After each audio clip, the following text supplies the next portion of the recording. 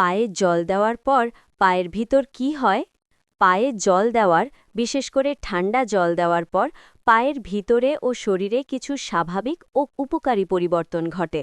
যেমন রক্ত সঞ্চালন সক্রিয় হয়, পায়ে অনেক স্নায়ু ও রক্তনালী থাকে। জল লাগলে সেগুলো উদ্দীপিত হয়, ফলে পুরো শরীরের রক্ত চলাচল ভালো হয়। স্নায়ু শান্ত হয়, বিশেষ করে ঠান্ডা জল দিলে নার্ভ সিস্টেম রিল্যাক্স করে, যেমন মানসিক চাপ, উদ্বেগ ও ক্লান্তি কমতে সাহায্য করে। মস্তিষ্কে শান্তির সিগন্যাল যায়। পায়ের তালুতে এমন কিছু পয়েন্ট আছে যা ব্রেনের সাথে যুক্ত। জল লাগলে ঘুম ভালো হয়, মাথা হালকা লাগে। পা ফোলা ও জ্বালাপোড়া কমে। দীর্ঘক্ষণ দাঁড়িয়ে থাকলে বা হাঁটলে পা ভারী লাগে।